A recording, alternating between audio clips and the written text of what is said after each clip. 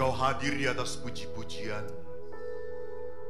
dan pujian-pujian yang kami haturkan membawa berkat dalam hidup kami. Kini perkenankan kami untuk mendengarkan apa yang menjadi kehendak-Mu, apa yang Kau tulis dalam Injil-Mu, sehingga kami semakin hidup seperti yang Kau kehendaki. Bapa, turunkanlah Roh Kudus-Mu itu agar menguatkan iman, harapan, dan cinta anak-anak-Mu bersama Kristus Tuhan, pengantara kami. Amin. Amin. Dalam nama Bapa dan Putra dan Roh Kudus. Amin.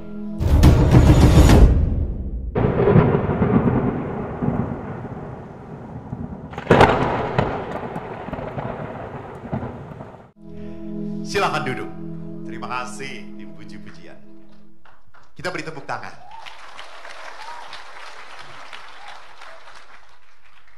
Baik, shalom Bapak Ibu semuanya.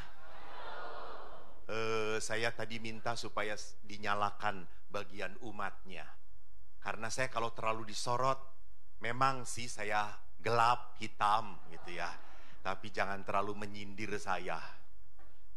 Bapak Ibu tadi dengar nggak Romo Aan bicara apa? 1, masuk penjara. 2, masuk kuburan. 3, stroke. Jadi saya minta panitia kurangi saja honor saya. Saya mau pulang dengan selamat. Nggak dikasih juga nggak apa-apa. Relalah, rela. Baik, apalagi tema hari ini adalah apa? Tergerak hatinya oleh belas kasih. Ingat, belas kasih itu bukan kasihan. Bisa ditayangkan yang apa? Slide saya. Bukan kasihan. Kalau kasihan itu kan ngelihat, aduh kasihan, kasih sesuatu. Paling-paling cuma ngasih doang. Lihat Romo Aan, lihat. Tapi dari wajahnya tadi nggak ada senyuman. Nggak ada, bukan nggak ada senyuman, nggak ada pengharapan gitu. Ayo dong, tolong dong, tolong dong. Semua ancaman. Sobek, dibuang, minimal tulisin Romo Aan, I love you, gitu. Jadi Bapak Ibu yang terkasih, lihat, belas kasih itu bukan semata-mata kasihan. Menarik, belas kasih itu orang yang bisa berempati, bisa bersimpati. Empati itu adalah apa? Orang yang masuk ke dalam patos, penderitaan. Konon katanya Nabi itu disebut sebagai homo simpatitekos. Manusia yang seperasaan dengan penderitaan Tuhan. Jadi tema hari ini kalau kita berbicara tentang belas kasih, kenapa? Karena kalau kita lihat seluruh kitab suci itu menceritakan tentang apa? Belas kasih Tuhan. Kita lihat saja dalam perjanjian lama. Banyak, saya hanya mengutip 2. Pertama dari kitab Keluaran, kedua dari kitab Mazmur. Kalau, maaf, konon katanya orang Cikarang sering baca kitab suci. Konon katanya, itu artinya apa namanya? Mitos.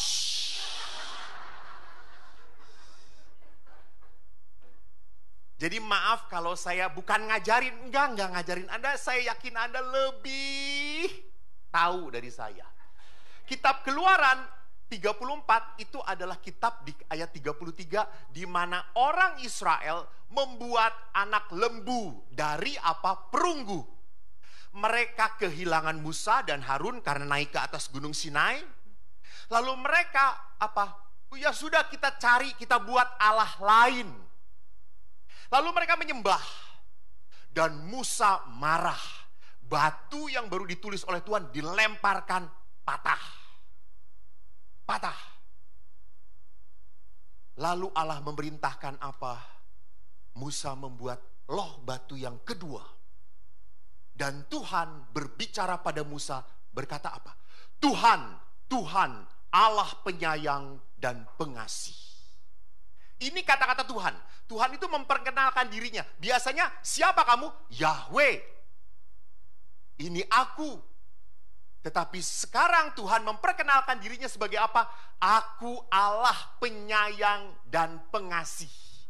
Penyayang dalam bahasa Arab itu rahim. Artinya apa? Seperti manusia di dalam rahim. Bayi itu terpenuhi segala-galanya. Makanan, dia buang kotoran, macam-macam dapat dari rahim. Jadi Allah itu apa? Allah itu adalah Allah yang hanya memberi. Dan pengasih, Hanun. Pengasih itu artinya apa? Allah memberikan gratis. Lu jarang ke gereja, tetap diberkati. Kamu ngantuk di gereja, diberkati. Tenang. Cuma sontoloyo. Anda tidak menyumbang, tetap diberkati. Bukan dia yang bisa mengambil nyawa kita. Anda tidak memberikan sumbangan pun, Allah tetap mencintai Anda. Karena apa? Hanun, Allah adalah kasih. Di dalam surat pertama Rasul Yohanes dikatakan Allah adalah kasih. Tidak bisa Tuhan itu tidak mengasihi kita. Hanya mengasihi. Begitu indahnya Allah yang diperkenalkan oleh dirinya sendiri dalam kitab Keluaran. Maka pemazmur pun mengatakan apa? Dia mengampuni segala kesalahanmu. Dia menyembuhkan segala penyakitmu dan seterusnya. Apalagi dalam perjanjian baru, lihat seluruh belas kasih Allah dikisahkan dalam pribadi Yesus. Yesus selalu tergerak hatinya oleh belas kasih. Sudah capek nggak makan sehari-harian. Kan kalau kita nggak makan sehari-harian kan langsung emosi tingkat tinggi. Pokoknya saya tuh kalau udah rapat dengan para pastor, mereka mulai emosi, kasih makanan, kasih gitu ya. Masih emosi, kasih babi, langsung wah sudah semua seperti babi, langsung tenang gitu ya. Jadi walaupun Yesus kelelahan dan dengan para murid mengatakan, yuk kita istirahat. Tetapi pada saat dia melihat begitu banyak orang seperti domba tanpa gembala, Yesus melayani mereka. Hatinya tergerak oleh belas kasihan. Bahkan dalam Injil Matius dikatakan, Yesus menyembuhkan orang-orang. Bu, Pak, percaya nggak? Yesus itu bisa menyembuhkan setiap orang. Betul atau tidak? Betul, karena Yesus punya kuasa. Tetapi pertanyaan saya, kenapa Yesus nggak langsung aja, udah sembuh yang sakit, semua disembuhkan, beres kan? Bener kan? Beres toh? Tetapi ingat, misi Yesus bukan untuk menyembuhkan. Misi Yesus yang pertama adalah apa? Mendamaikan manusia dengan Tuhan. Itu misi Yesus. Bukan membuat kita sembuh. Yesus bukan pekerja sosial, Yesus bukan dokter. Yesus mau membuat manusia berdamai dengan Tuhan. Kalau everything running well, berdamai dengan Tuhan, enak, gampang, betul, mudah. Istri cantik, gak bawel, gak banyak belanja. Itu berkat terindah coy. Ada nggak ya? Ada. Kalau Anda kawin dengan manekuin, suami ganteng kayak artis Korea, namanya Lee Min Ho atau siapa gitu ya? Hah? Melinjo. Ini maklum nggak punya sinyal tuh kayak gini, nggak pernah nonton drakor gitu ya. Ganteng, gak pernah ngelirik kiri kanan, bekerja keras, menyayangi, selalu ngasih bonus. Saya yakin suami seperti itu cepat dipanggil Tuhan.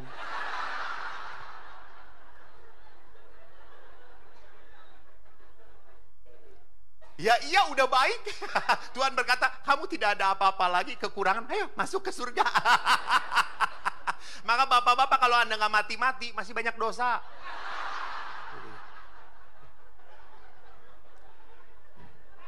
Jadi ingat, kalau semuanya baik, semuanya enak-enak saja, nyaman-nyaman saja, you do not need God. Justru lihat kapan kita berdoa sungguh-sungguh. Ya toh? Pada saat kita menderita.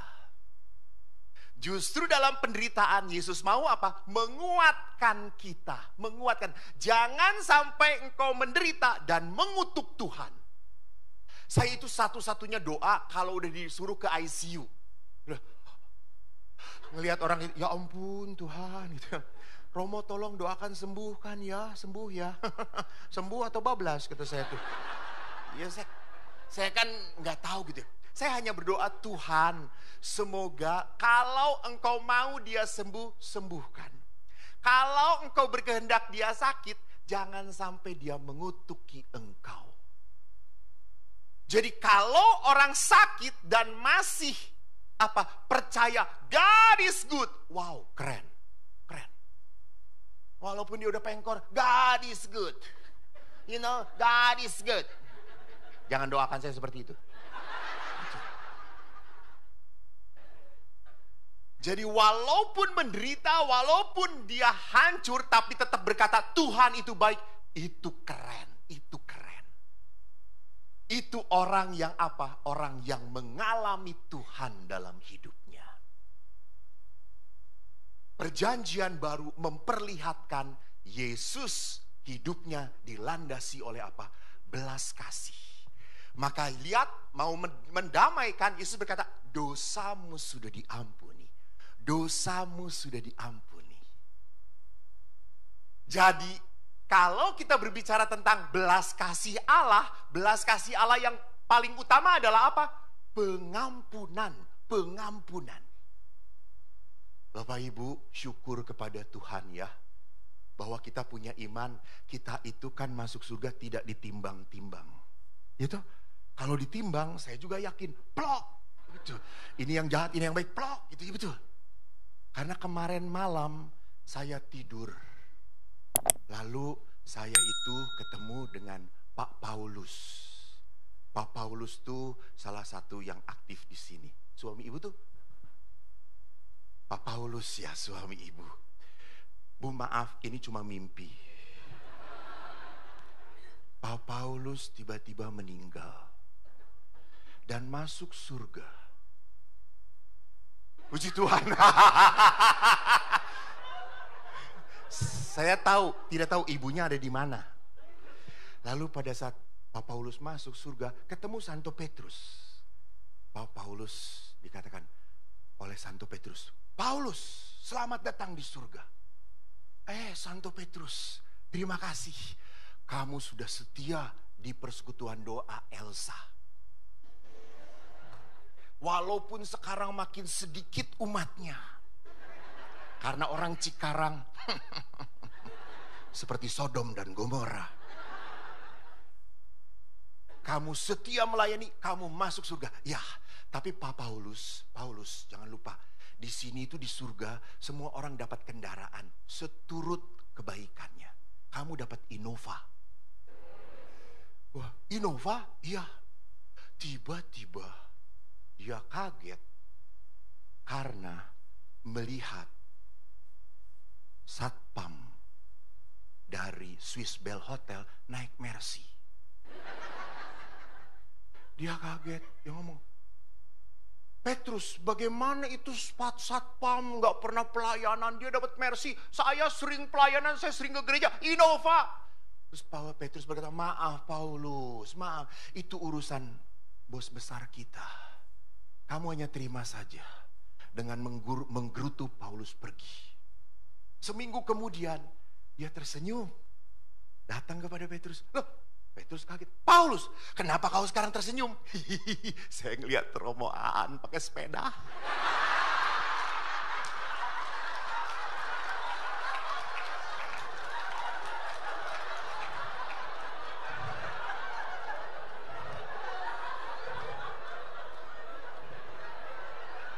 Gara-gara mengancam umat, jadi pakai sepeda, saudara-saudara. Allah itu berbelas kasih, tapi juga Allah adil, saudara-saudara, gitu. Adil, gitu ya.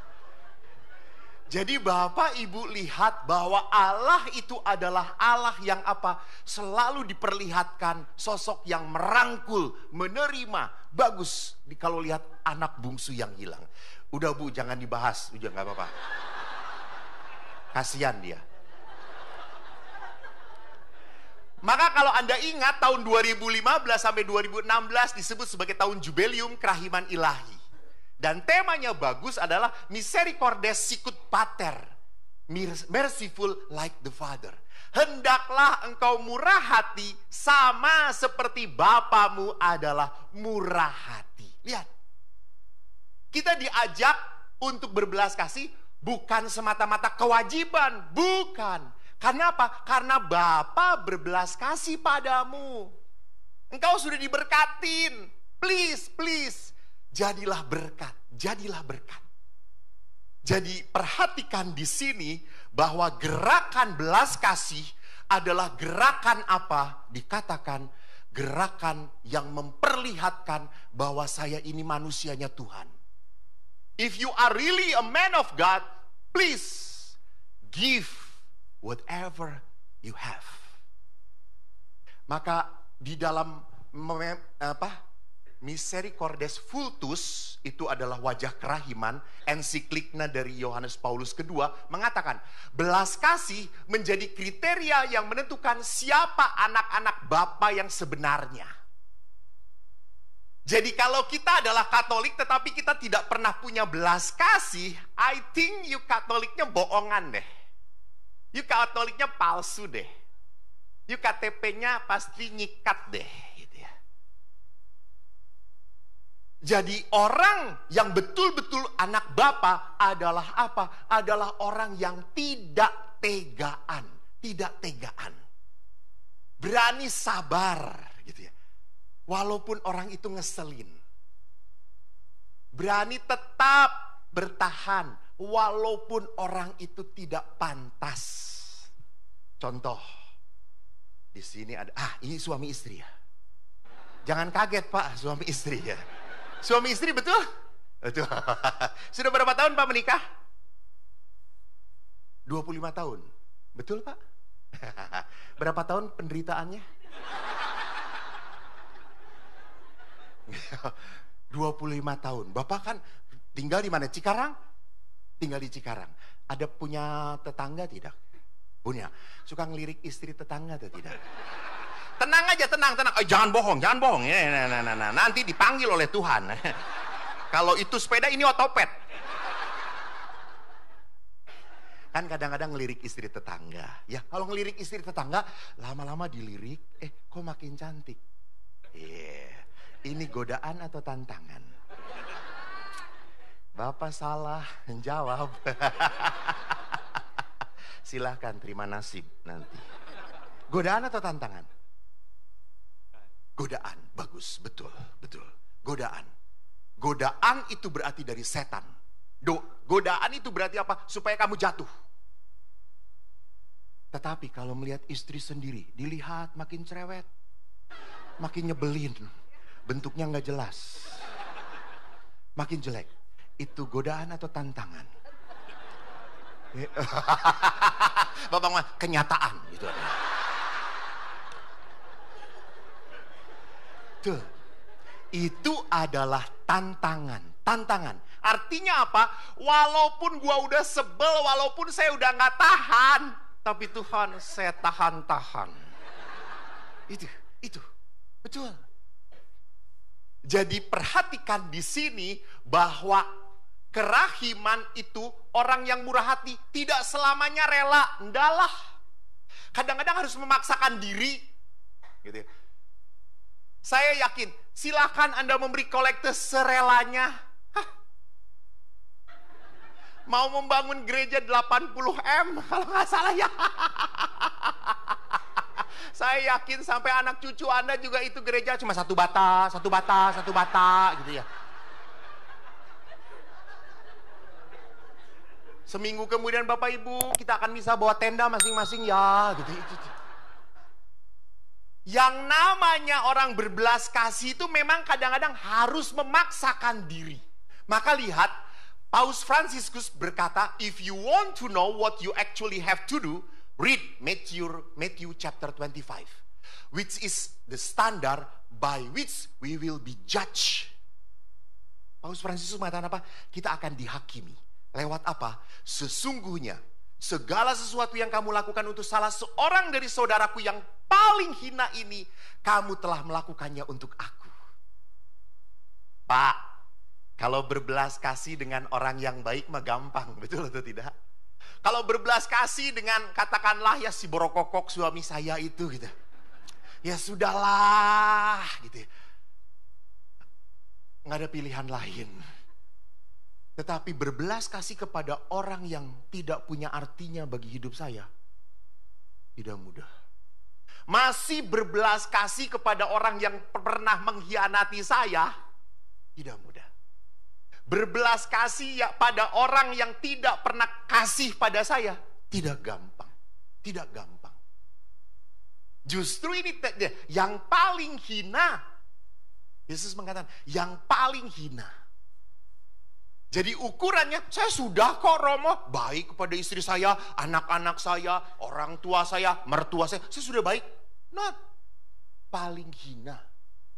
Orang yang tak pernah kamu pikirkan berbelas kasih kepada mereka, itu kau lakukan untuk aku.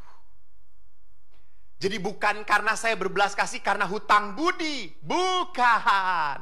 Itu bukan belas kasih, itu mah puhauize. Jadi saya nggak enak hati, udah nggak enak. No, that's not belas kasih. Itu adalah bayar budi. Maka Bapak Ibu lihat di dalam Misericordia Vultus nomor 2 dikatakan belas kasih adalah jembatan yang menghubungkan Allah dengan manusia. Jadi pada saat manusia merasa dicintai, manusia bertemu Tuhan. Pada saat manusia merasa dipedulikan, di saat dia menderita, dia bertemu Allah. Dan ingat, manusia itu sangat butuh pertolongan pada saat hidupnya terpuruk. Pada saat jatuh. Sorry to say, beberapa pernah sharing dengan saya, Romo, saya begitu sedih. Waktu masuk gereja itu, saya betul-betul dirangkul. Ayo, wah. Betul-betul disaudarakan. Tapi suatu saat Romo, pada saat saya jatuh, ekonomi saya sedang mandek. Tiba-tiba orang tua saya meninggal. Tidak ada satu pelayan pun yang datang mendoakan orang tua saya. Saya berkata, Tuhan, apakah seperti itu sebuah pelayanan di dalam gereja? Pernah ada sebuah cerita, tante-tante datang pada saya waktu di Filipina. Siang-siang, saya ndak kuliah. Karena ndak kuliah, tiba-tiba ngegedor pintu kamar pasturan. Lalu, Father Eko, can you help me? What? Blessing my dog. Hah? Anjing, kata saya. Iya, please baptize this dog. Karena mau mati. Ayo ke rumah. Terus saya tuh udah jengkel banget, di Indonesia kagak ada blessing dog, kata saya tuh. Apalagi saya bukan pencinta anjing. Ayo Father, dada, kata saya tuh. Tuh di sebelah situ ada pendeta, dia mendoakan anjing, minta dibaptis anjingmu. Oh, pendeta di situ Father? Ya, baik Father. Terus dia jalan, lalu dia teriak, Father, kalau saya kasih stipendiumnya 5.000 peso untuk pendeta itu cukup nggak? Terus saya kaget, 5.000 peso itu gede banget. Terus saya bilang, Ibu, you said that your dog is Catholic. Kam gitu ya.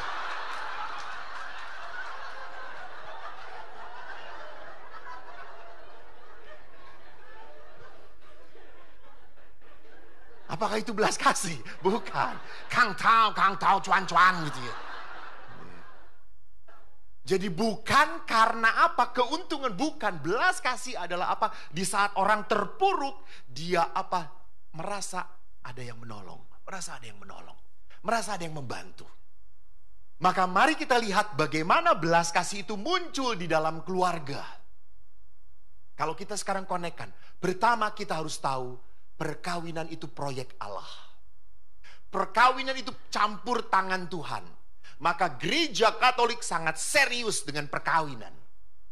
Maka gereja Katolik punya aturan yang sangat keras dalam perkawinan. Kenapa? Karena dua-duanya anak Tuhan. Tidak boleh cerai. Karena cerai akan melukai. Bapak Ibu tahu, konon di Amerika, dekade sebelumnya, kalau ada suami istri yang counseling kepada konselor perkawinan, mereka berkata, I'm not happy in our marriage life. Kami tidak bahagia. Konselornya akan berkata apa? Lu cerai. Lu kalau nggak bahagia, cerai. Ngapain? Dan betul, setelah cerai, dibuat sebuah penelitian, 74% para ibu dan anak menderita. Dan anehnya 46% laki-laki bahagia. Jadi bapak-bapak jelas? Kenapa 46% bapak-bapak bahagia? Karena mereka lepas dari apa? Bukan penderitaan, ya Allah Tuhan. Betul, dari tanggung jawab. Mereka lepas dari tanggung jawab. Maka mereka berbahagia. Perempuan selalu yang menjadi penderita. Maka sekarang, dekade sekarang, para konselor perkawinan berkata apa? Kalau kamu dikata, kami tidak bahagia. Mereka selalu berkata apa? Bertahan. Karena apa? Kalau sudah cerai yang kedua, biasanya perkawinan kedua itu 64% menikah lagi, cerai lagi. Dan perkawinan ketiga 75% cerai lagi. Karena sudah menjadi kebiasaan. Jadi cerai itu bukan sesuatu jalan. Apa? Bukan jalan yang benar untuk menyelesaikan masalah. Anda masuk ke dalam masalah yang lain. Maka di dalam gereja Katolik, ikut apa kata Yesus, apa yang dipersatukan Allah. Lihat, apa yang dipersatukan Allah. Maka di dalam gereja Katolik itu proyeknya Tuhan. Saya seringkali begitu kagum dengan suami istri ini. Saya kan tidak menikah, tapi banyak menikahkan orang. Kadang-kadang melihat suaminya ganteng, istrinya, ya Allah, kata saya, masuk ke pasturan aja 2 pintu harus dibuka, kata saya itu. Saya aja yang laki-laki nggak tertarik, kata saya, ampun, dia tertarik, apa teler, kata saya itu. Atau jangan-jangan hutang budi, kata saya itu. Terus istrinya ke WC, saya tanya, lu bener mau nikah dengan dia? Iya pastor, sayang banget, buset. Lu mata lu minus apa plus atau apaan, kata saya itu. Enggak pastor, apa sih yang menarik, sorry, kata saya itu. Pastor nggak ngelihat yang saya lihat, edan. Lu punya mata iman, edan, kata saya itu betul, itu. Coba lihat Bapak Ibu, coba Bapak Ibu sudah berapa tahun perkawinan? Yang di belakang? Ya, 28 tahun. Pak, berat mana? Ditinggalkan orang tua mati atau istri meninggal? Lebih berat mana? Ya pikirkan, ya Allah. Gua cekek juga nih orang. Rela ya Bu, rela. Kalau membayangkan Pak. Ya betul, ya berat istri. Ini serius. Tiada kepalsuan. Kebanyakan seperti itu. Berat. Padahal dulunya bukan siapa-siapa.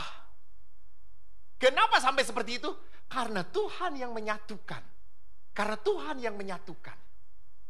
Maka Anda begitu berat banget. Saya melihat kisah itu dalam diri ayah saya. Di saat ibu sudah 13 tahun yang lalu meninggal, ayah sekarang masih ada. Lalu pada saat kita mau misa 1000 hari, saya telepon, ya kita misa untuk ibu. Ayah langsung diem. Kok, sekarang saya tuh aneh kok. Kenapa ya?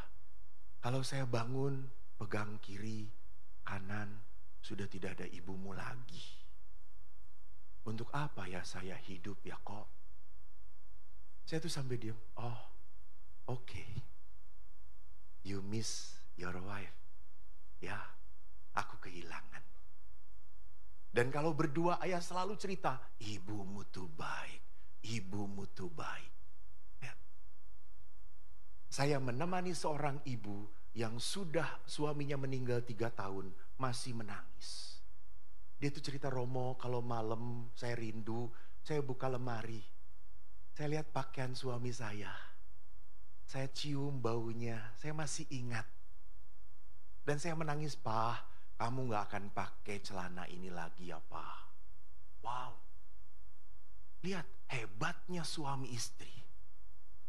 Para pastor meninggal, celananya langsung diambil para frater.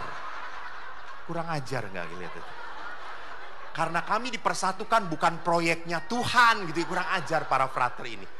Sudah pokoknya seminggu sudah raib semuanya gitu sama frater diambilin. Jadi perhatikan di sini bahwa perkawinan itu kenapa dalam gereja sungguh agung dan mulia, karena ini proyeknya Tuhan. Tuhan campur tangan di situ. Maka tidak hanya proyeknya Tuhan, Tuhan itu apa? Mengatakan bahwa jalan keluarga adalah jalan yang indah, kudus. Yesus pun lahir lewat Maria Yosef. Yesus membuat mujizat pertama dalam peristiwa apa? Perkawinan. Cerita-cerita dalam kitab suci hampir semuanya tentang keluarga. Maka Bapak Paus di dalam surat apostolik Amoris Laetitia berkata apa? Hidup keluarga adalah jalan kekudusan. Bapak Ibu tahu saya memakai stola warna apa? Merah. Hari ini ada hari pestanya siapa? Santo Laurentius. Meninggalnya karena apa? Iya, martir, gue juga tahu. Ya Allah. Yang kayak gini makanya jangan disumbang.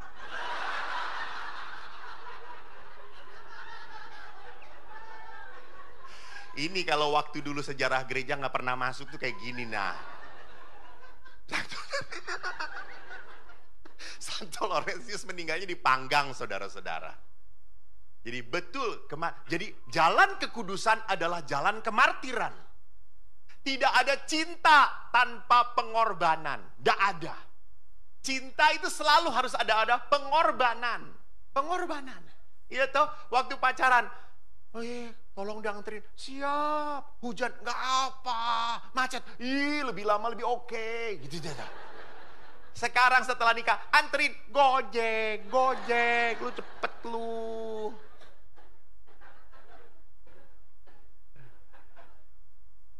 Jadi dulu kita bisa jadi seringkali berkorban, sekarang apa? Mengorbankan. Gitu ya. Jadi saudaraku yang terkasih, Bapak Paus mengatakan apa? Bahwa keluarga adalah tempat untuk menguduskan. Kita dikuduskan lewat apa? Lewat kelemahan-kelemahan pasangan kita. Jadi Bapak tenang. Kalau Anda punya istri cerewet, bawel, nggak bisa berhenti kalau ngomong, tenang. Itu cara Tuhan menguduskan Anda. Apa? Jadi kalau istri Anda bunyi terus, Anda kan terus mah. Biar saya cepat masuk surga mah. Terus.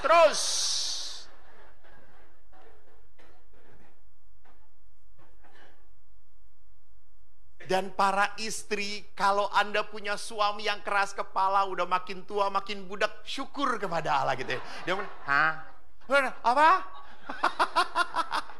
Bapak, ibu-ibu jangan lupa para suami, betul menurut penelitian bahwa para suami itu makin lama makin cepat tuli dengar suara istrinya. Betul. Betul. Kalau istri orang lain enggak. Tapi kalau istri sendiri langsung, hah?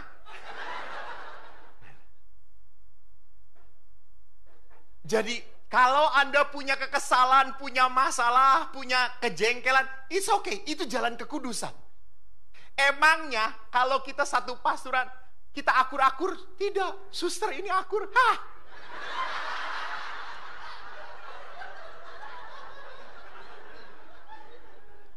Belum tentu. Belum tentu.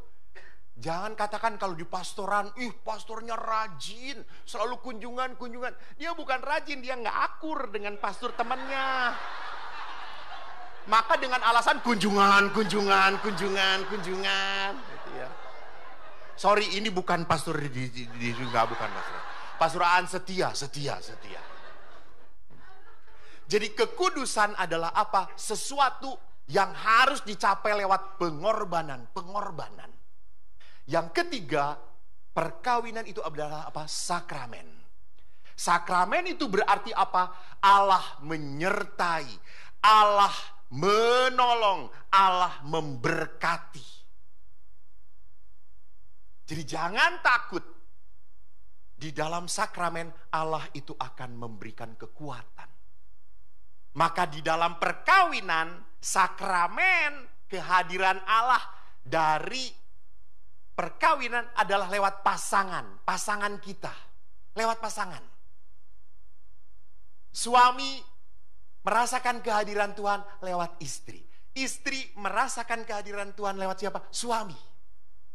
Maka tolonglah belajar untuk apa? Belajar untuk selalu menikmati kebersamaan.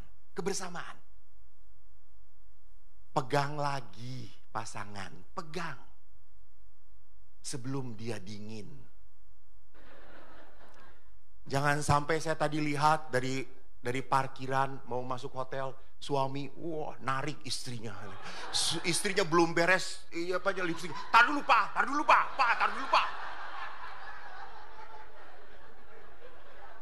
Kata saya, ya Tuhan, saya narik karung aja gitu. Jadi lihat bahwa di dalam perkawinan Allah memberikan rahmat pertolongan. Jadi menyedihkan kalau anak-anak muda sekarang beberapa menikah minta child free. Tidak mau punya anak dengan alasan nanti tidak bisa membesarkan anak, nanti tidak bisa membiayai anak. Dia tidak percaya dia punya Tuhan. Lu cuma punya kekhawatiran, Tuhan punya berkat coy. Lu cuma punya ketakutan, otak lu sempit. Otak lu blow on. Allah itu El Shaddai. Allah Maha Besar.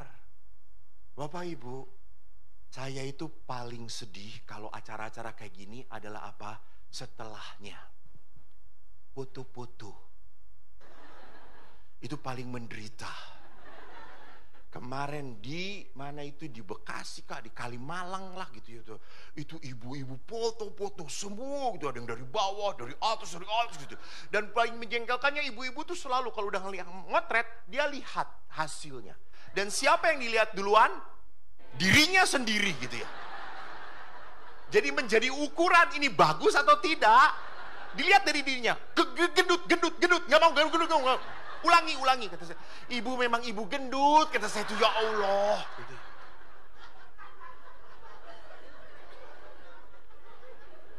Lalu akhirnya kan saya tidak berani melawan emak-emak, you know. Emak-emak adalah orang yang benar setelah Tuhan Allah.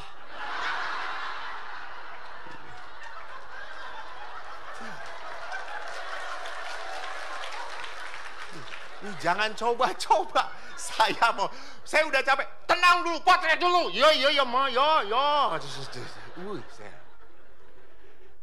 Lalu apa dikatakan? Akhirnya selesai. Udah, ini bagus kata dia. Mak, bagus. Coba lihat kata satu. Terus saya lihat, Dianya kelihatan kurus, tapi sayanya blur. Tapi saya blur. Ya nggak apa-apa, Pak, suruh blur mah nggak penting. Yuk jangan potret dengan gue, tau gitu kata saya tuh. Tapi Bapak Ibu, saya di Manado punya fans yang paling kucintai. Seorang anak Down syndrome. Namanya Enal. Ini dia orangnya. Enal waktu saya ke Manado, dia minta ke mamahnya, "Mah, mau ketemu Romo." Dan pada saat ketemu Romo, "Romo, apa? Baik. Sehat. Sehat, Romo, sehat. Oh, Enal dari mana? Aduh, banyak. Manado. Oh, di Manado. Iya, saya bisa karena dulu waktu kecil pernah Down syndrome."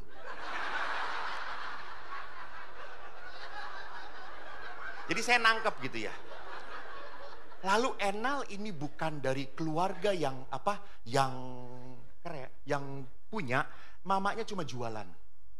Dan Enal dibuatkan kios kecil untuk jualan.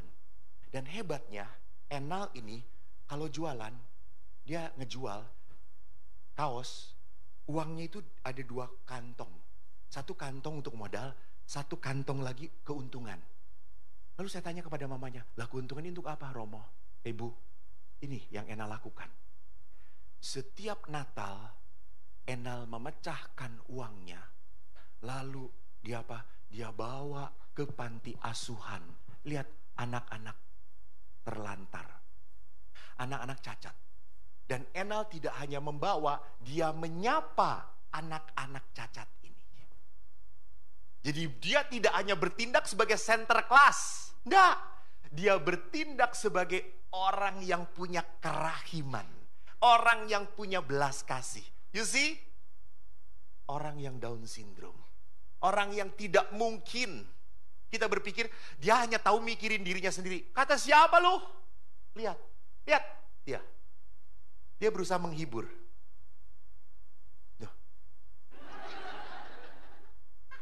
Dan Enal ini setiap minggu 2 kali WA saya. Dan WA-nya selalu lalu saya jawab lalu dia kita nyambung karena kita 2 orang yang penuh Roh Kudus, nyambung gitu.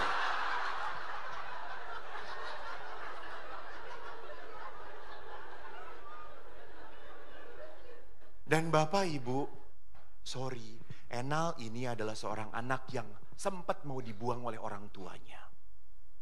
Lalu dirawat oleh adik mamanya yang notabene tidak menikah.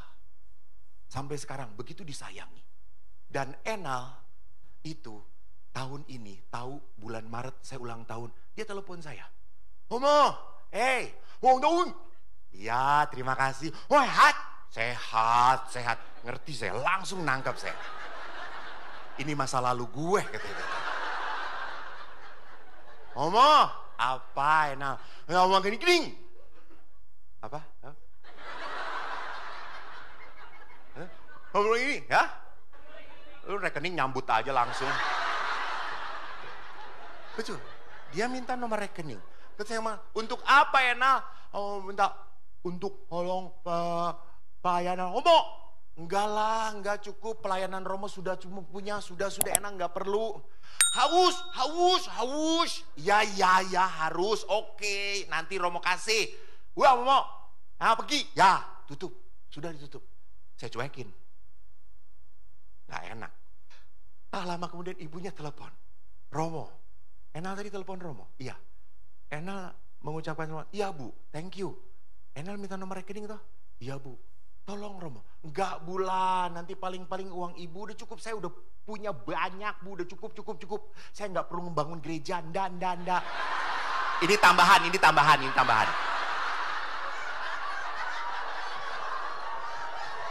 Tanda kurung.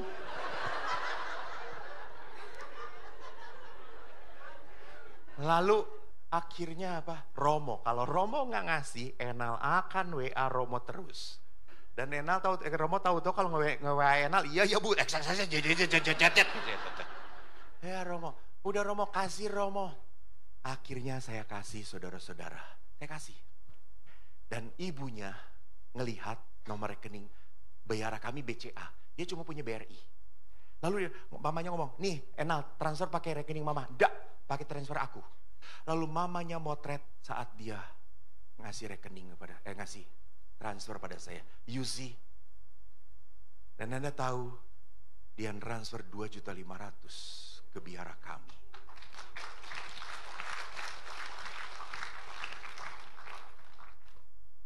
Kalau Anda ingat, mungkin tersebar video di mana saya sedang membantu Gereja Santo Yosef Dumaring di Kalimantan.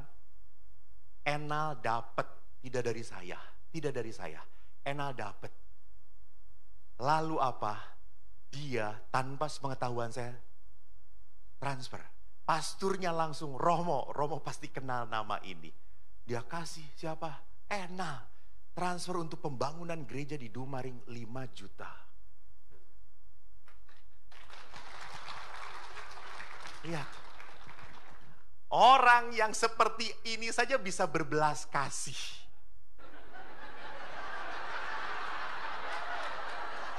Nggak perlu diancem, coy.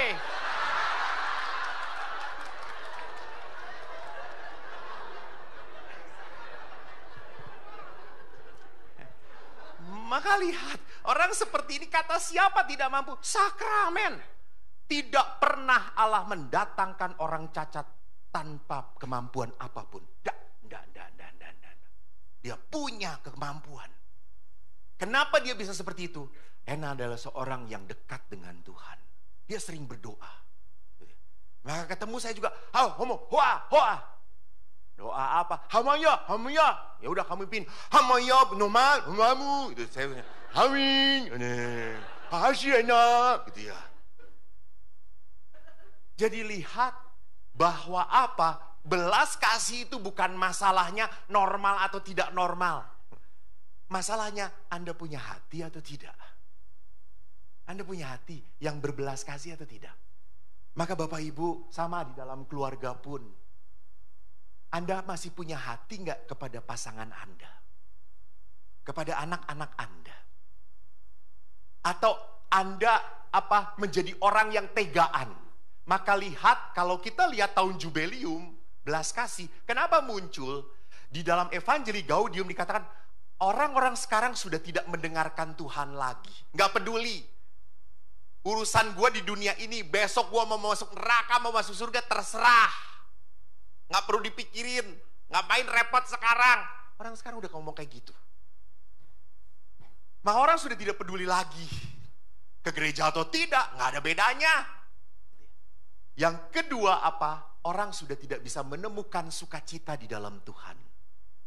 Orang menemukan sukacita di dalam apa? Makanan, minuman, jalan-jalan, pergi, ngelihat itu, beli ini, beli itu. Gitu kan? Kalau ibu-ibu kan ngelihat baju di mana Queen langsung, ih bagus. Itu saya kan sering kali nganter ibu-ibu. Karena senang kalau nganter ibu-ibu, lucu. Gitu. Bagus ya Romo, mahal Bu, mahal. Tapi bagus banget, udah mahal, lewat. Gitu. Lewat, muter, balik lagi. Ini bagus ya Romo. Tadi kan udah, belum Romo, belum.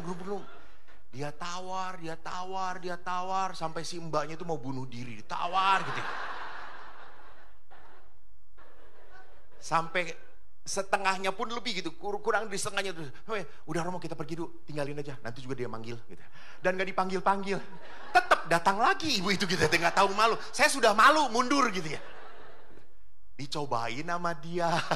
Terus bagaimana Romo gitu ya, Bu, tadi mah bagus, sekarang kok jadi gak bagus ya Bu ya. Kenapa? Karena manekuinnya jelas bentuknya gitu ya. Ibu kan cuma bulat gitu ya. Mau dipasangin seperti apa juga tetap aja kayak telur Paskah gitu dihiasin gitu ya. Jadi lihat, orang tuh sekarang tidak mendapatkan sukacita dari apa? Dari Allah, tetapi dari apa? Dari sesuatu yang kenikmatan. Maka lihat, keinginan berbuat baik pun hilang dalam diri manusia. Manusia akhirnya apa? Tidak ada ruang lagi untuk orang lain. Tidak ada ruang lagi untuk apa? Untuk orang miskin. Dia hanya mikir, ini rezeki gua, ini duit gue, gua yang capek, gua yang bisa menghabiskan. You see. Dia lupa bahwa berkat itu punya Tuhan.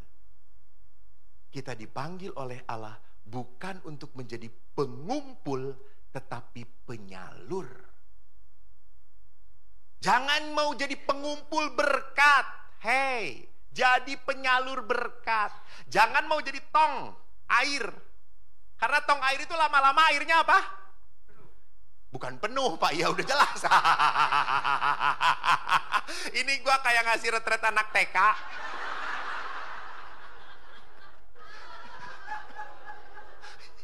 Betul, Pak. Penuh, tapi lama-lama apa? Kalau didiamkan keruh.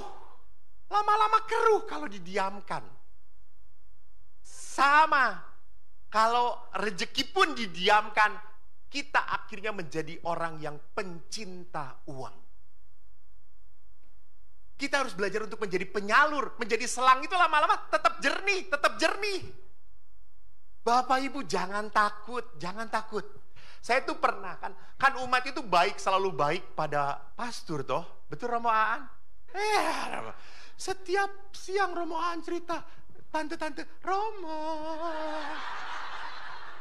Edan, pantesan betah. Pantesan mengulang di sini coy.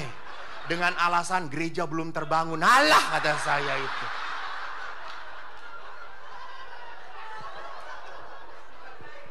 Karena umatnya baik Romo.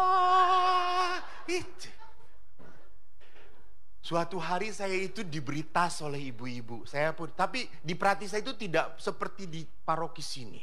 Paroki Teresia itu ada umat. Paroki kami, saya tidak di paroki, saya di rumah retret. Umatnya kayak kentut, datang dan pergi. Datang buat kekacauan, pergi gitu. Datang buat kekacauan, pergi gitu. Cuma di rumah retret kan 3 hari 2 malam doang gitu ya. Lalu suatu saat saya tuh diberi hadiah oleh seorang ibu, tas bagus banget Prada, asli. Keren toh? Tapi tas itu tidak kupakai. Karena aku sudah punya tas yang lain, Eiger. Lu jangan ketawa lu. Cinta produk nasional. Lalu suatu saat saya ngeliat karyawan saya, kuliah, tidak bawa tas. Lu nggak bawa tas, kenapa? Nggak punya pastor? Gue kasih. Prada saya kasihin. Lah Pastor Eko kan tidak tahu mana asli mana. Saya tuh mau pakai asli atau palsu, orang tidak akan percaya coy. Pasti palsu. Saya kasih. Tak lama kemudian ibu yang ngasih itu ngelihat bahwa tas yang dia kasih diberikan pada pegawai. Habis misa ibu itu langsung datang ke saya. Dan Anda tahu, langsung sasak ini naik semuanya. Itu lipstick udah meler ke sini semuanya. Udah mau nerekam saya aja gitu. Romo tidak tahu diri. Maaf, kenapa Bu? Romo itu dikasih tas kok malah dikasihin kepada karyawan. Yang mana ya Bu ya? Yang ini.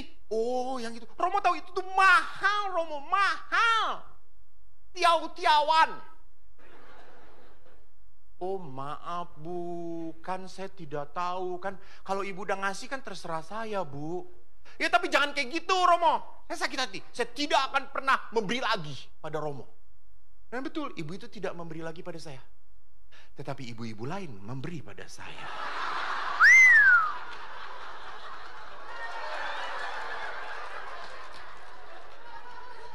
Jangan takut Romo Aan.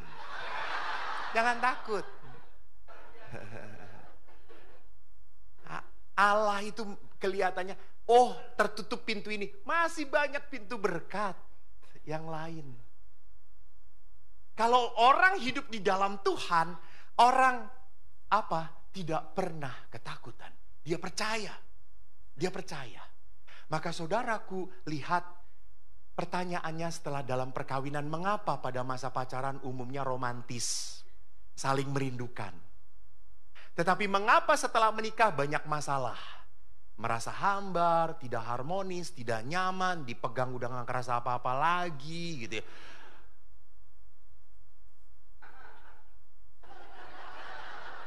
Iya tuh. Pak masih nyetrum nggak pegang istri? Udah nggak nyetrum tuh Pak. Iya. Tapi pegang pembantu.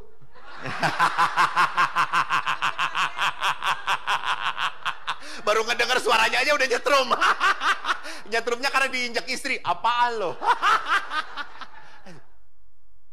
Jadi lihat, tak aneh perjalanan hidup berdua seringkali sampai kepada apa? Kehambaran. Tidak merasa apa-apa. Kenapa sampai seperti itu? Karena waktu dulu kita bisa saling menyesuaikan. Sekarang kita berani banyak menuntut. Menuntut. Kamu harus kayak gini, kamu harus kayak gini, kamu harus kayak gini. Dan saudaraku, ibu-ibu saya tanya. Waktu ibu-ibu nuntut suami, suami berubah nggak? You see? Kenapa suami tidak berubah? Karena ibu aja nggak bisa merubah diri sendiri.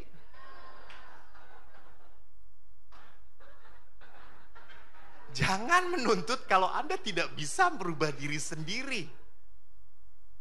Rubah diri Anda dulu baru. Tanpa dituntut pun pasangan akan berubah. Bukan dibalik, bukan. Saya hidup dengan para pastor. Di biara kami saya dengan 9 pastor. Saya kalau pergi kemana-mana selalu bawa oleh-oleh. Karena itu ajaran ibu saya. Nak, kalau kamu pergi bawa oleh-oleh. Itu tuh tanda kamu memikirkan teman kamu. Saya selalu bawa oleh-oleh. Sampai beberapa bulan yang lalu saya memberikan renungan di Laurentius Paroki Bandung. Diberi makan bakso Malang. Saya nggak bisa makan. Lalu panitianya berkata, mau makan? Enggak. Ya sudah Roma dibawa ya. Enggak enak kalau cuma 1. Masa saya makan sendirian, yang lain enggak? Ya udah berapa? 9. Panitianya langsung penuh penyesalan gitu ya. Tapi karena sudah nanyain, langsung dibawain bakso Malang. Saya bawa motor, saya masukin rangsel. Blonyoh ponggongku. Tapi kan demi saudaraku, saudara-saudara. Malam saya pulang jam 10:30, semua teman sudah masuk kamar. Gua gedor, bakso Malang. Keluar semuanya. Coba Rosario, nggak akan ada yang keluar. Jadi lebih menarik mana? Lihat. Dan setelah saya seperti itu, lihat pastor-pastor yang lain. Tidak. Pulang dari manapun, no oleh-oleh. No oleh-oleh. Saya tetap bawa oleh-oleh. Tiba-tiba 1, 2, 3 pastor mulai bawa oleh-oleh. You see? Jadi lihat, kita tidak bisa menuntut. Maka Bapak Ibu, pertanyaannya adalah apa? Kalau kita diminta untuk berbelas kasih. Berbelas kasih itu bukan apa? Bukan mendorong, harus. Enggak. Belas kasih adalah apa? Belajar untuk apa? Menerima. Menerima keterbatasan pasangan. Itu yang paling susah. Apalagi apa? Pasangannya makin lama makin melemah. Makin tidak seperti yang kita harapkan. Maka perkawinan banyak gagal. Kenapa? High expectation, low preparation. Persiapannya sedikit. Lihat, maka saya sudah suka ngomong, lu jangan cepat pacaran. Karena kalau pacaran itu palsu semuanya. Pacaran itu promo. Semua dibaik-baikin. Gitu. Senyum, halo, hai, itu jangan. Lu berteman, kalau berteman pasti asli. Kalau pacaran itu selalu dibuat-buat. Setelah menikah, keluar taringnya coy. Maka Bapak Ibu yang terkasih, apa yang saya mau katakan, di dalam perkawinan kita harus belajar untuk apa? Ekspektasinya diturunkan. Kalau saya terlalu tinggi, makin lama makin apa? Makin capek. Kenapa ekspektasi saya turunkan? Karena demi kebaikan. Maka beberapa bapak-bapak itu kalau disalah-salahkan tetap nggak akan menjawab. Nggak akan. Demi kebaikan. Karena kalau menjawab pun pasti salah. Gitu. Kan ada rumusan. Kalau suami salah dan minta maaf, itu adalah suami yang jujur. Jadi kalau suami itu salah, dia ngomong salah. Tapi dia akan minta maaf. Kalau istri salah, istri akan berkata, saya karena gini, karena kamu. Maka yang harus minta maaf siapa? Tetap suami.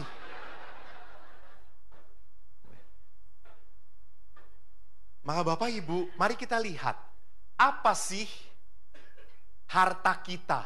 Yesus berkata, di mana hartamu berada, di situ hatimu berada. Jadi kalau kita melihat di dalam Injil, harta kita ada di mana? Apakah harta kita ada di dalam pasangan kita? Keluarga kita? Apakah yang berharga pasangan kita? Beberapa hari yang lalu suami istri datang kepada saya. Dari jam 11 Bapak Ibu sampai jam 3 konsultasi. Dan mereka sudah ribut karena apa? Istrinya sudah menulis surat cerai. Dan sedang diurus di pengadilan. Jadi itu 11, 12, 1, 2, 3, 4 jam itu saya kayak kambing conge. Saya cuma diem aja kayak orang blow on. Gue belajar konseling perkawinan, gak pernah menghadapi yang kayak gini. Saya ngomong, wawawak lagi. Ya Allah, saya ngomong, wawawak lagi. Lama-lama Eko emosi toh. Saya gebrak meja, bang, diam. Langsung mereka, hah? Romo marah? Ya. Saya tuh, kenapa? Gue dari tadi diam di sini. Ngedengerin lu, capek gue. Terus ibunya ngomong, saya juga capek Romo. Ya udah diam, kata saya tuh. Jadi kasusnya suaminya waktu menikah dengan istri ini, suaminya sedang di top, hebat ekonominya. Keren banget. Istri sudah biasa hidup bergelimpangan. Kuat. Tiba-tiba suaminya ambruk dan banyak hutang. Istri kecewa, istri marah. Lebih mengecewakan lagi apa? Mereka akhirnya rumah jadi jabel. Dan mereka pindah ke keluarga istrinya. Jadi mereka pindah ke keluarga istrinya. Jengkel lagi istrinya, kenapa? Sudah tidak punya pekerjaan, ekonomi ambruk, tinggal di rumah mertua, bagian perempuan. Suaminya selingkuh. Tenang. Mereka yang punya masalah kok Anda yang emosi? Tenang. Itu kan mak-mak lihat tuh. Mak-mak toh lihat. Orang lain yang punya masalah, Anda yang emosi. Itu tenang gitu ya.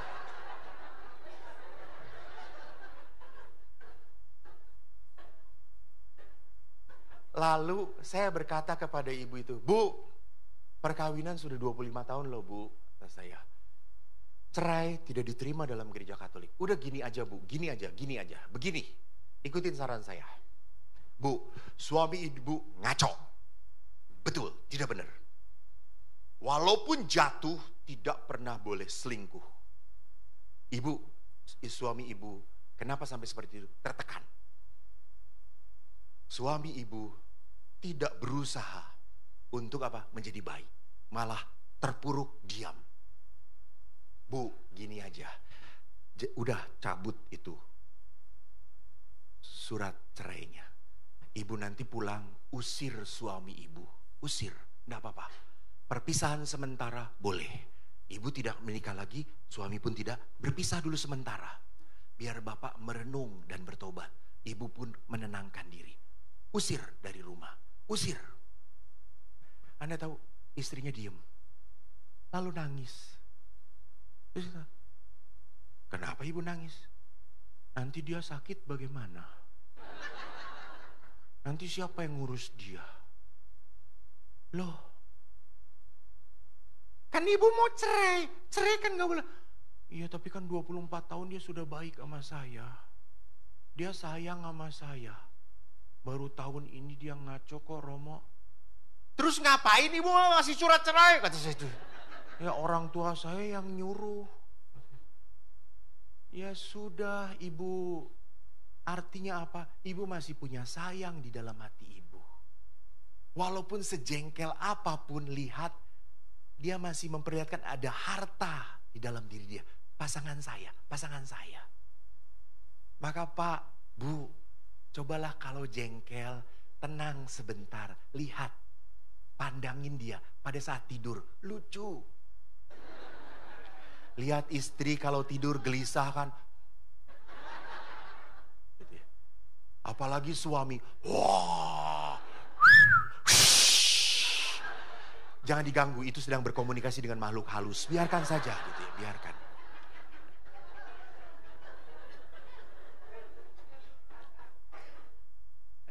Jadi bagaimanapun kita harus sadar apa sih yang ada di dalam batin kita. Kalau di dalam hati kita isinya luka, marah, jengkel, kecewa, Bu, Pak, sampai kapanpun perkawinan adalah musibah. Betul atau tidak? Betul. Kalau saya mikirin teman-teman pastor saya yang nyebelin, menjengkelkan, saya tidak akan betah di biara. Tetapi pada saat saya tahu saya mau jadi pastor, saya bisa menikmatin berdoa dengan mereka, hidup dengan mereka. Memang tidak ideal, memang tidak. Tetapi kami apa? Ideal itu bukan berarti apa? Seturut kehendak saya. Ideal apa? Ideal itu berarti apa? Seturut kehendak Allah. Itu ideal. Saya mau mengikuti apa yang Tuhan mau. Maka saudaraku, di dalam Amoris Laetitia, Paulus pun mengatakan apa? Perkawinan sekarang itu orang-orang sudah memperlihatkan seperti apa? Seperti relasi dengan barang. Semua bisa dibuang, setiap orang memakai, bosen, lempar. Memperlakukan perkawinan seperti itu. Jadi kalau sudah tidak suka, buang saja. Pisah aja. Sudah gak perlu terusin, itu lihat. Kenapa sampai seperti itu? Karena budaya instan. Semuanya bisa cepat. Kenapa tidak? Gitu. Yang kedua, kenapa orang begitu mengatakan bisa cepat dibuang, cepat dilemparkan saja, jangan teruskan perkawinannya. Karena orang sekarang menghamba pada kenikmatan. Lihat pornografi di mana-mana. Maka laki-laki ada yang tanya kepada saya, Romo, boleh kalau enggak dengan istri itu berhubungan seperti di film Romo. Bisa terbang dari atas ke bawah, gaya ini, gaya itu. Kata saya, alah Pak, kata saya, aku nggak ngerti.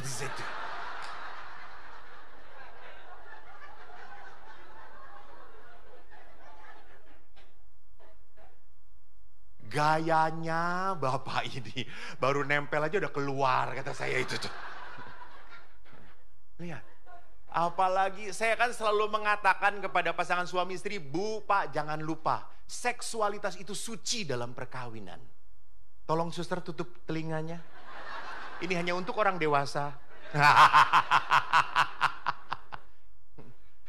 Jadi di dalam seksualitas orang itu kenapa di dalam gereja begitu memperlihatkan kesucian? Karena di dalam seksualitas suami istri itu mengungkapkan cinta yang paling dalam.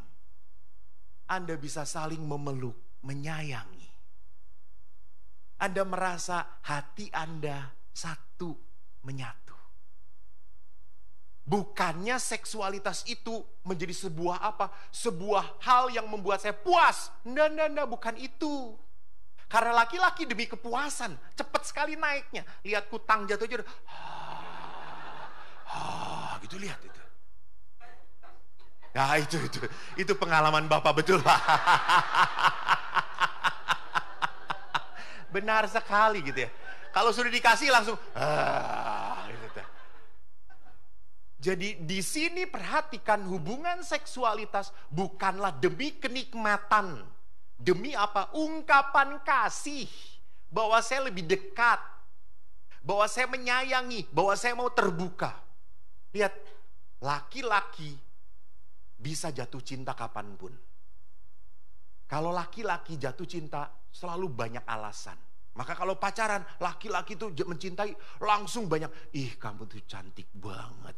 Edan lu tuh kayak mawar, merona, indah banget.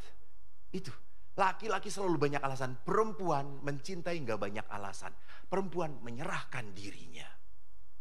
Di dalam apa? Di dalam kasih. Maka perhatikan pada saat kita mendewakan tubuh kenikmatan, maka di saat kita sudah tidak bisa menikmati lagi, akhirnya apa? Berhenti. Maka banyak para istri yang sudah punya anak ngomong, Romo udahlah nggak perlu gitu-gituan lagi lah. Gitu. Kenapa? Karena setan, awas. Salah satu kerja setan di dalam hubungan suami istri adalah apa? Membuat suami istri enggan berhubungan seksual. Tuh. Justru orang yang sendirian mau hubungan seksual. Tetapi suami istri sudah mulai enggan berhubungan seksual. Terutama istrinya. Karena banyak istri berkata, Pastor, 15 tahun saya menikah, 10 tahun saya diperkosa. Maka para istri berkata, udah Romo gak perlu gitu-gituan lagi. Suami saya suruh masuk biara aja. Kata saya, ibu kita gak terima barang bekas. Kata saya. Ibu udah gak pakai masuk ke kita lagi. Tambah masalah nanti kita. Gitu. Yang kedua adalah apa? Karena tuntutan ekonomi kita akhirnya apa? Kerja, komunikasi kurang. Kita udah jarang lagi bertemu, jarang ngobrol, semua asik dengan gadgetnya masing-masing. Semua punya ruangan, punya TV masing-masing. Udah nikmatin aja. Dah. Kamu jangan ganggu saya pun gak mau ganggu kamu. Selesai. Kita punya urusan masing-masing. Yang penting kita gak cerai. Itu. Banyak perkawinan yang seperti itu. Sudah tidak peduli. Yang penting kita tetap bertahan. Asal apa? Lu gak ganggu gua gak akan ganggu lu. Ketagihan, alkohol, judi, narkoba, kekerasan dalam rumah tangga. Ini pun menjadi keprihatinan dari Bapak Paus. Karena apa? Merusak keluarga. Saya beberapa kasus meminta para istri, sorry to say, dalam kasus-kasus tertentu, untuk apa? Untuk berpisah sementara. Karena apa? Karena seorang suami ketagihan judi. Habis uang tabungan keluarga. Kalau dibiarkan, akan hancur keluarga ini. Padahal istri masih punya anak-anak yang harus apa? Harus dipelihara. Jadi bukan berarti kalau dalam perkawinan punya suami yang suka mabok, suka mukul, Romo saya harus bertahan terus menerima. Goblok kamu. Bukan seperti itu penderitaan. Gitu ya. Ingat, Yunus masuk kapal, kapalnya kena apa? Badai. Ingat peristiwa Yunus? Lalu apa yang dilakukan? Lempar Yunusnya ke laut. Suami kayak gitu? Ketua saudara-saudara yang ngomong, ketua saudara-saudara, ketua karismatik saudara-saudara. Artinya apa? Boleh berpisah terlebih dahulu. Perpisahan sementara dalam gereja bukan untuk membuat dia bebas, bukan. Membuat dia bertobat. Para pastor pun sama. Anda tahu pastor toh? Kepanjangannya apa? Pasti susah diatur. Jadi pastor-pastor kalau bermasalah, kita pun diminta untuk apa? Disingkirkan dahulu dari pastoran. Kita harus retret dulu, kita harus menata dulu. Yunus dibuang supaya bertobat. Sama, suami yang keras, kasar seperti itu harus dijauhkan dahulu supaya apa? Bertobat. Jadi ini apa namanya? Membuat orang bisa saling membereskan. Maka lihat, Bapak Paus akhirnya mengatakan ini terjadi karena budaya individualisme dan apa? Kenikmatan. Maka saudaraku, saya ingin mengajak Anda, come to me. Ini kata-kata Yesus. Datanglah kepadaku. Kalau kau tidak datang kepadaku, kau tidak akan kuat. Kau tidak akan tahan. Kau berat. Menghadapi keluarga pasanganmu, menghadapi anak-anakmu, menghadapi usahamu. Seringkali kita merasa, ya Tuhan saya kawin, tapi kok saya merasa sendirian ya. Pasangan gak pernah diajak bicara. Diajak bicara pun selalu nanti. Karena bagi istri mungkin masalah, bagi suami gak masalah. Bagi istri dipikirin terus, bagi suami, kayak gitu aja dipikirin. Enteng suami ini. Emang kalau dijual para suami ini otaknya paling mahal. Karena jarang dipakai. Sama dalam hidup menjadi seorang imam, membiara pun. Kadang-kadang kita berat, kadang-kadang kita merasa sendirian. Lihat di pasturan, ya Romo. Hari Minggu rame, Romo, salam, Romo. Nah, setelah itu pes hilang. Jam 12 sendirian. Lihat dengan teman pastur, sama-sama laki-laki. Alah. Dan kalau laki-laki kan jarang bicara atau paling, oh, udah. Diem lagi. Kayak batu. Tapi kalau suster ngomong, perempuan namanya juga. Maka Bapak Ibu harus tahu bedanya biara susteran dengan biara laki-laki itu. Anda tahu? Coba ke kapelnya. Kalau biara pasturan Anda pegang gini, debu semuanya. Biara susteran bersih. Karena setiap satu suster nggak ada kerjaan. Bersih-bersih terus. Itu perempuan. Itu perempuan. Maka tidak aneh panggilan apapun seperti apapun. Anda mau hidup bersama, Anda mau sendirian. Kadang-kadang kita merasa down. Kadang-kadang kita merasa, Tuhan saya tidak bisa apa-apa lagi. So, we need God. Kenapa kita butuh Tuhan? Yesus pun ingat di Taman Getsemani, Yesus berdoa. Sebelum menghadapi apa? Golgota. Yesus berdoanya sebelum menghadapi Golgota, Yesus berdoa di Taman Getsemani. Bukan pada saat di Golgota, Yesus berdoa. Bukan. Sebelum menghadapi hal yang berat. Maka Yesus berkata kepada para murid, berdoalah dan berjagalah. Kenapa? Karena nanti yang akan kita hadapin berat banget. Jadi Yesus mengajari kita untuk berdoa supaya apa? Supaya kita siap menghadapi hal-hal yang tidak kita duga. Tiba-tiba ada hal yang berat banget yang tidak bisa kita terima. Doa ada kuasa. Pertama, doa membuat Roh Kudus menuntun kita supaya mendengarkan Tuhan daripada kekecewaan dan penderitaan kita. Bu, Anda bersedih, Anda menderita, sorry, bukan hanya Anda. Kita selalu berpikir kalau kita menderita, penderitaan kita yang paling berat. Betul atau tidak? Betul. Karena Anda tidak mau keluar. Lihat, orang lain punya penderitaan berat juga. Tapi kenapa mereka bisa tahan? Lihat Enal sahabatku. Dia masih bersuka cita. Dia senang sekali bahwa tanggal 5 September dia akan datang ke Misa Paus. Dia tanya, "Homo, datang?" Tidak mau. Kenapa? Takut nanti Bapak Paus minta foto dengan aku.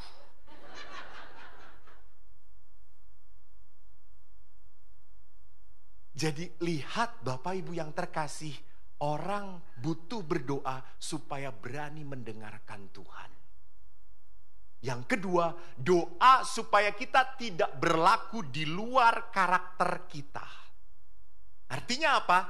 Kalau kita dilukai, kalau kita dimarahi, kita dituduh, seringkali kita ingin membalas, menyakiti. Betul atau tidak? Ya. Akhirnya apa? Kita saling menyakiti. Kita membiarkan orang itu terluka kita. Dia kasih racun pada kita supaya kita pun sakit dan akhirnya kita ikut marah. Justru dengan doa kita belajar untuk berlaku di luar, tidak di luar karakter kita. Saya itu sudah baik, sudah cukup, saya sudah baik. Maka saya tidak mau jatuh seperti itu. Saya tidak mau tertular oleh kemarahanmu. Yang ketiga, doa membuat kita berani membuka hati dan menutup mulut. Umumnya kalau kita marah, kita buka mulut, tutup hati kita. Kita balas, kita jawab, kita teriak. Dia bisa keras, gua juga bisa. Dia 1000 cc, gua 2000 cc. Apa lo? Emangnya gua gak ngerti? Saya juga bisa. Lu bisa pacaran dengan satu, saya satu bis. Bisa gua pacarin. Jadi perhatikan di sini, berdoa itu belajar apa? Just close your mouth, but still open your heart. Open your heart. Buka hatimu. Bagaimanapun, sekesal apapun, kau masih mencintai dia. Sejengkel apapun, kau masih menyayangi dia. Keempat, doa bukan bertujuan mengubah pasangan, tetapi mengubah cara kita merespon kekecewaan dan kesakitan dalam hati kita. Jadi kita merespon rasa sakit bukan dengan menyakiti, tetapi dengan apa? Pengampunan. Itu yang diajarkan oleh Ibu Teresa. Itu yang diajarkan apalagi oleh Yesus. Maka Ibu Teresa berkata apa? People ask me, what advice I have for a married couple struggling in their relationship? I always answer, pray and forgive. Kita tidak bisa memaafkan kalau kita tidak berdoa. Jadi memaafkan itu bukan kekuatan saya. Bukan. Memaafkan itu adalah kekuatan dari Tuhan. Dari Tuhan. Kalau saya, gak mungkin. Anda mungkin ingat satu kasus, saya menghadapi pasangan suami istri. Istrinya sudah punya 3 anak, 2 laki 1 perempuan. Aktif banget istrinya di gereja. Dan padahal keluarga ini nyaman-nyaman saja. Suami memang tidak terlalu aktif. Hanya sampai titik tertentu suami ini pergi dengan wanita lain. Si istrinya drop tapi tetap pelayanan. Dia pernah tanya pada saya, Romo, suami saya kabur. Apakah saya masih layak melayani? Layak lah. Ibu gak salah kok. Oke, saya masih boleh komuni. Ya boleh dong. Kan ibu mah bukan yang berdosa. Ibu mah gak melakukan yang salah. Ibu kan sebagai objek yang menderita. Udahlah, tetap pelayan. Ibu ini tetap pelayan. Ibu ini tetap sayang pada anak-anaknya. Dia kerja keras dan dia mengajarkan kepada anak-anaknya, telepon papa kamu. Telepon papa. Ngobrol, bicara.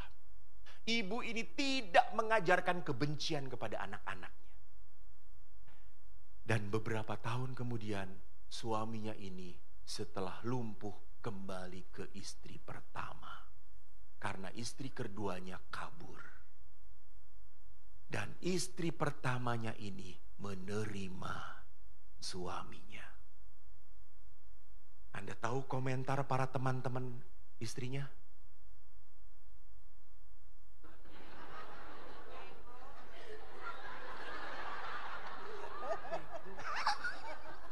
Bego. Jangan lupa Ibu Ketua PD, bertobatlah. Apa yang bego di mata dunia adalah mulia di mata Allah. Tuhan yang Maha Baik.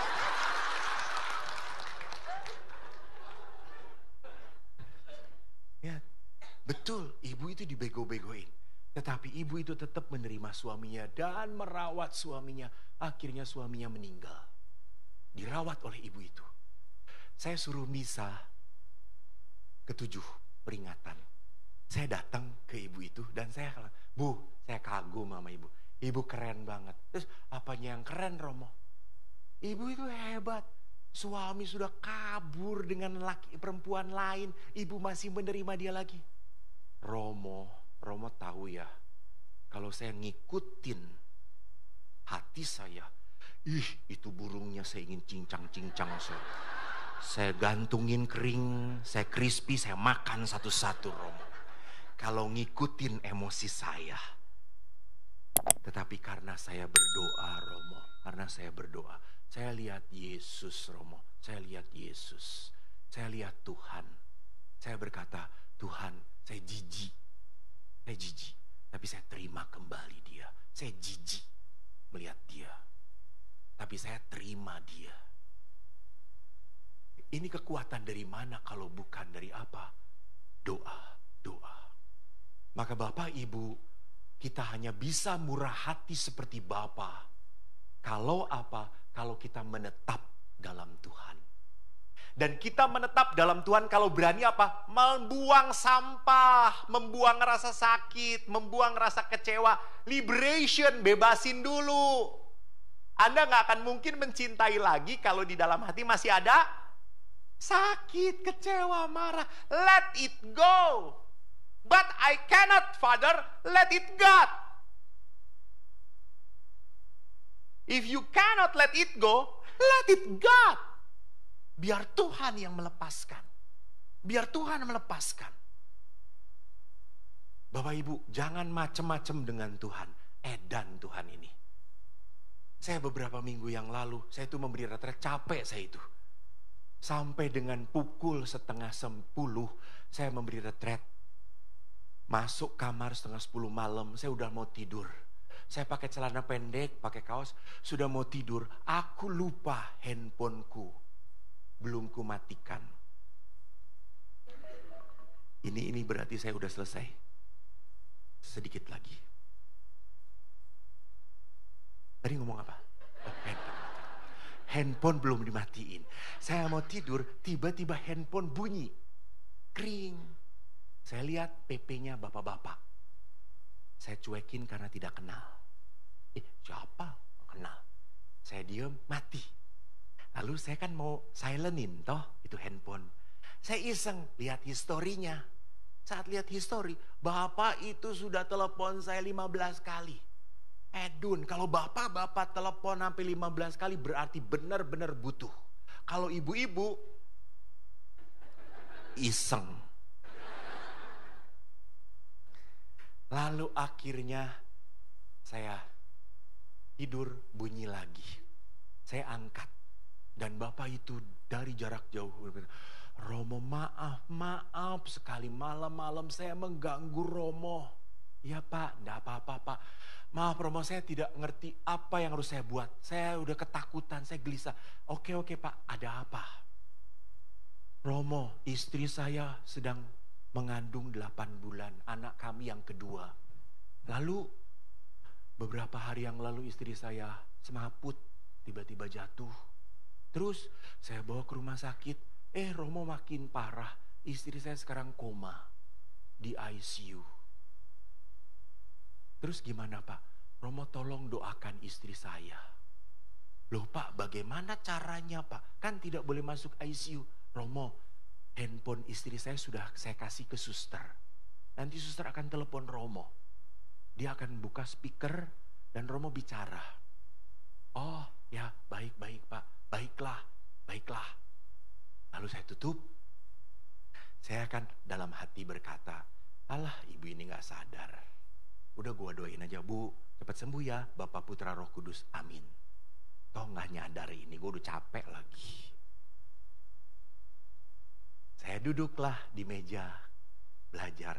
Di situ ada rosario, ada Bunda Maria. Saya lihat Bunda Maria. Anda tahu Bunda Maria itu langsung?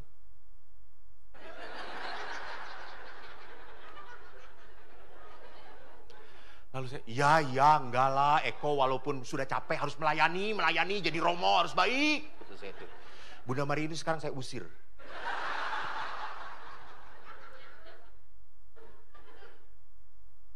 Lalu akhirnya telepon itu berbunyi. Lalu saya lihat, halo, gak ada suara. Saya nyala, tit, di ICU. Ibu, saya Romo Eko. Saya akan doakan ibu yuk. Mari kita berdoa. Kita hening sejenak ya Bu. Atas nama Bapa, Putra dan Roh Kudus. Amin. Saya diam. Tiba-tiba Anda tahu yang meluncur dari mulut saya bukan yang saya pikirkan. Tiba-tiba saya berkata, pertolonganmu begitu ajaib, kau telah memikat hatiku. Di saat aku tak sanggup lagi, di situ tanganmu bekerja. Dan saya ngomong 15 menit tanpa saya sadar. Lalu saya berkatin, ibu, Tuhan memberkati ibu. Saya tutup. Saya tidur. Jam 5 pagi saya bangun. Saya harus misa dan doa dengan para frater. Jam 7 saya masuk kamar. Saya taruh jubah. Tiba-tiba handphone berbunyi. Saya lihat, ini yang kemarin. Saya angkat, halo, Romo, saya suster yang jaga di rumah sakit. Ya, suster, saya shift pagi Romo. Saya dengar dari shift malam Romo mendoakan seorang ibu ya. Iya suster, saya diminta oleh suaminya untuk mendoakan ibu yang di ICU sedang koma. Ya, suster yang di ICU pun cerita begitu Romo. Terus apa suster? Ini Romo, ibunya mau bicara dengan Romo. Hah? Lalu ibunya, halo Romo. Romo terima kasih. Di saat Romo berkata, di saat aku tak sanggup lagi, di situ tanganmu bekerja. Saya bangun Romo, saya bangun. Oh, syukur pada Allah Bu. Terus saya tutup. Apakah itu karena Eko hebat? The power of God. Walaupun saya malas, Tuhan tetap punya kuasa.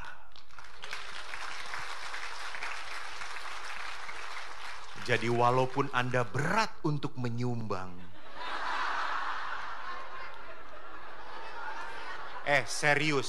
serius.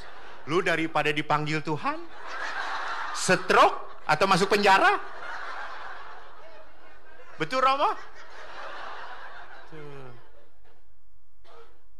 Jadi pada saat orang tahu bersama Tuhan, it easy to let it go. Lepaskan. Kita tuh hidup di dunia tuh cuma dikasih oleh Tuhan dan suatu saat harus melepaskan. Betul atau tidak? Semua yang diberi harus dikasih lagi. Dikasihkan lagi. Itu milik Tuhan. Maka saudaraku, lihat. Tuhan hanya bisa memberkati kalau kita berani mengosongkan batin kita dengan kemarahan, kekecewaan. Mari, bagaimana caranya? Kita adorasi. Ini puncak malam ini. Ini puncak dari apa? Dari pembebasan, berbelas kasih. Jadi dalam adorasi, Bapak Ibu, Santo Alfonsus Liguori pernah berkata, devosi yang terbesar penyembahan kepada Yesus adalah adorasi. Dan adorasi adalah sesuatu yang paling berkenan kepada Tuhan. Lihat. Jadi sakramen Maha Kudus itu tidak hanya disambut, tetapi juga kita belajar apa? Menyembah.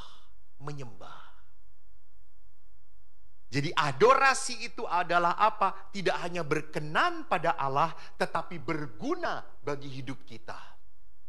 Maka apa yang harus kita lakukan dalam adorasi? Pertama, curahkan isi hati Anda pada Yesus. Mohonlah ampun. Berdoalah bagi orang-orang yang menyakiti Anda. Duduk, tenang, rasakan kehadiran Tuhan. Maka Bapak Ibu, saya itu kemarin ngecek duduk di tempat Anda, gak bisa berlutut. Duduk aja sesek-sesekan. Ya, udah bayar mahal, sesek-sesekan. Gak apa-apa, demi terbangunnya gereja Cikarang. Kita harus siap berkorban, betul atau tidak? Dan pengorbanan Anda membawa berkat bagi hidup Anda.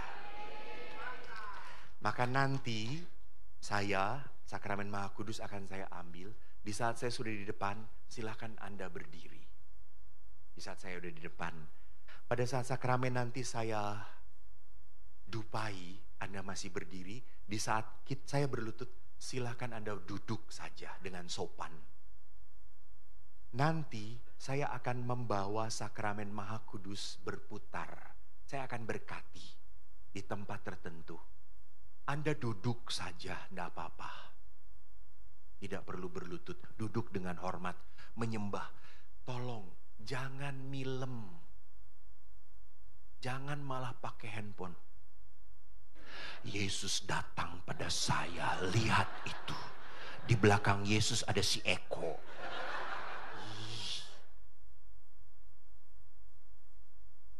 Tolong hormat kepada sakramen Maha Kudus, itu Tuhan. Jadi waktu menghormati Anda tidak perlu berbalik ke belakang, saya sakramen Maha Kudus akan menghadap pada Anda. Nikmati, nanti LOJ, David dengan teman-teman akan menghantar dengan lagu-lagu. Kalau Anda ingin mendengarkan, dengarkan kata-katanya. Kalau Anda ingin bernyanyi, bernyanyilah. Tapi jangan sampai mengganggu kenikmatan doa Anda. Nikmatilah. Rasakan hadirat Tuhan itu ingin menyembuhkan Anda. Mari kita hening sejenak.